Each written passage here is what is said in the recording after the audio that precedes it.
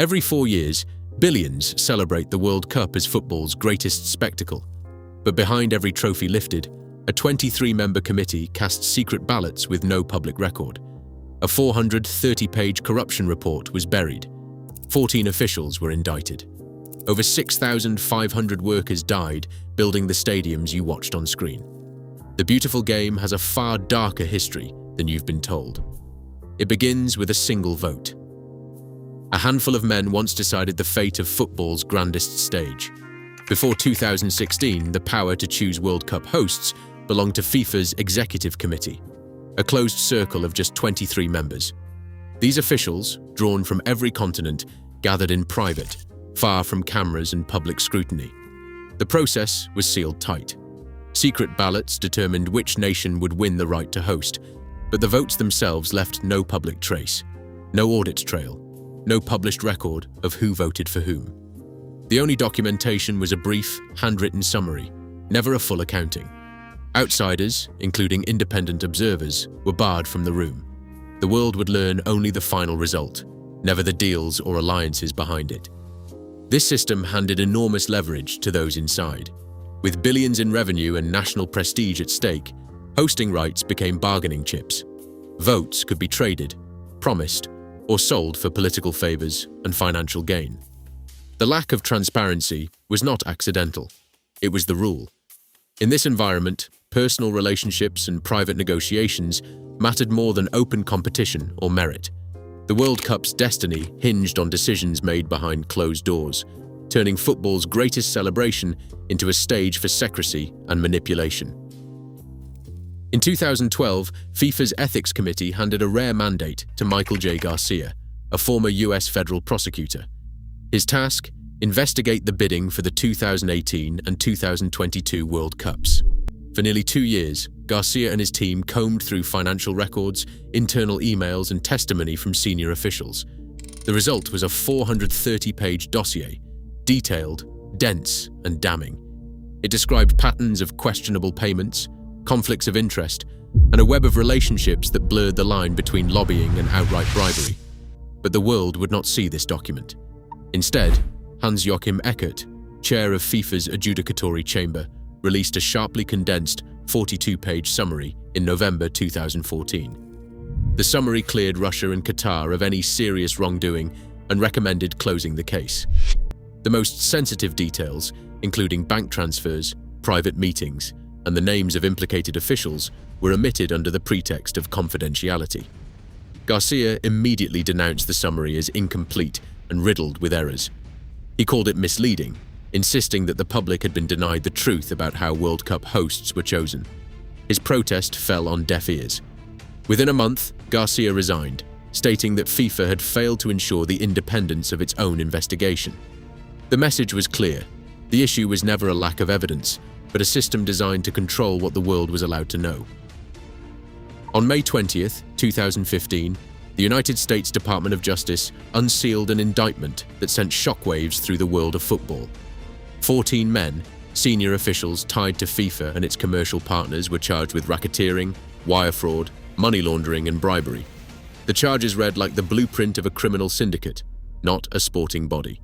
Prosecutors described decades of payoffs, secret deals, and the systematic funneling of millions through shell companies and offshore accounts, all in exchange for broadcast rights, marketing contracts, and, most damningly, World Cup votes. A week later, the illusion of untouchability collapsed at the Boer Orlak Hotel in Zurich. Just before dawn on May 27th, Swiss police, acting on behalf of US authorities, moved through the marble corridors and arrested 7 FIFA officials. Laptops, phones, and encrypted hard drives were seized. The evidence was physical: cash, correspondence, wire transfer records, linking the suspects directly to the global bribery scheme. The spectacle was undeniable. Men who only hours before had presided over the world's most lucrative sporting event were led out in handcuffs. Names like Jack Warner, Chuck Blazer, and Jeffrey Webb became shorthand for the rot inside the organization. Warner, a former FIFA vice president, stood accused of pocketing millions in bribes. Blazer, once the general secretary of CONCACAF, had already turned informant, recording conversations for the FBI and exposing the inner workings of the payoff network. Webb, the sitting head of CONCACAF, was indicted as a key architect of the scheme, accused of laundering money through Caribbean shell companies. The Zurich arrests did what FIFA's internal ethics machinery never could. For years, the organization's own processes had insulated its leaders from scrutiny, protecting them behind layers of confidentiality and self-policing. It took outside law enforcement, armed with subpoenas and criminal charges, to force open the doors and hold the powerful to account. The World Cup's myth of unity and fair play now stood in stark contrast to the reality of a system built on secrecy, greed, and betrayal. For decades, the World Cup's financial engine ran in the shadows, shielded by a web of commercial secrecy. Broadcast rights and sponsorships poured billions into FIFA's accounts, but the money rarely moved in straight lines. Instead, it flowed through a maze of shell companies and offshore accounts, often registered in the British Virgin Islands or Panama. These entities, International Sport and Leisure, Traffic Sports, and Sport 5, acted as middlemen, collecting inflated consultancy fees and routing kickbacks to senior officials. The Panama Papers and Department of Justice indictments later revealed how sponsors like Adidas and Coca-Cola were drawn into contracts that included undisclosed commissions, with payments disguised as legitimate business expenses. This structure wasn't just background noise, it was the bloodstream of corruption, designed to keep the true beneficiaries hidden. Bank records showed wire transfers bouncing from Switzerland to the Caribbean, then onto personal accounts controlled by men like Jack Warner and Jeffrey Webb. At least $150 million in bribes were traced through these offshore channels, money exchanged not for football development, but for votes, influence, and silence. Even when the criminal network was exposed, the system's guardians at the top failed to restore trust. Sepp Blatter, Michel Platini, and Jerome Valcke all faced bans after internal ethics investigations, but only after years of delay and under mounting external pressure. Their punishments arrived long after the damage was done, and the machinery that enabled the flow of hidden money remained largely intact. The spectacle of the World Cup continued, but beneath the roar of the crowd, the game was still being played in the shadows. In Qatar, the World Cup's promise of progress was built on the backs of men who arrived with hope and found themselves trapped by a system designed to keep them powerless. The kafala sponsorship regime tied migrant workers to their employers, stripping them of the right to change jobs or leave the country without permission. Passports were collected on arrival. Wages, already meager, were often delayed for months. In crowded labor camps, dozens shared rooms meant for a handful, with heat and dust choking the air and sanitation an afterthought.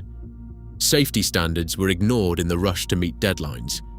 Amnesty International documented more than 6,500 deaths linked to World Cup construction, each one a silent cost buried beneath concrete and steel.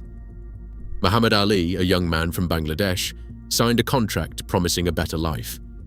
Once in Qatar, his passport was taken and his pay withheld for 6 months. He slept in a shipping container with 7 others, working 12-hour shifts under the sun. When a scaffolding collapse left him with a broken back, he received no real compensation. His family in Dhaka waited for money that never arrived, falling into debt as the months dragged on. Even after Qatar introduced labor reforms in 2021, the reality on the ground changed little. Enforcement was weak. Workers like Mohammed still faced threats for speaking up, and many found the promised protections out of reach. Behind the spectacle, the World Cup's true legacy was measured in lives spent and lost, far from the stadium lights. In Brazil, the World Cup arrived with promises of rebirth. Leaders spoke of new jobs, urban renewal, and a legacy that would lift millions. But the reality played out in numbers that never made the highlight reels. More than 12,000 families were forced from their homes to clear space for stadiums and infrastructure. Entire neighborhoods vanished, replaced by concrete and steel. Compensation, when it came, rarely matched the loss of community or stability. After the final whistle, the new arenas stood mostly empty. Over 70% of the stadiums built or refurbished for 2014 now operate at less than 10% of their intended capacity. Maintenance bills drain public budgets, while the people who paid the highest price see little return. Russia, 4 years later, used the World Cup as a stage for power. The tournament became a tool for image-making, a grand performance for the world's cameras. Behind the spectacle, security forces cracked down on dissent. Human rights groups documented at least 120 arrests of activists and journalists during the tournament period. The message was clear: the celebration would proceed, but only on the government's terms. In both countries, the World Cup shielded those in power while ordinary citizens bore the cost. The damage, displacement, debt, and repression often surfaced only after the crowds dispersed. The tournament's glow faded quickly, but the scars remained, hidden just out of view. Today, billions still revere the World Cup's spectacle, while its gatekeepers operate behind closed doors. As record profits soar, so do unanswered questions. The world's most beloved tournament remains a mirror, reflecting not just our passion for football, but the shadows cast by unchecked power. The real game endures off the field.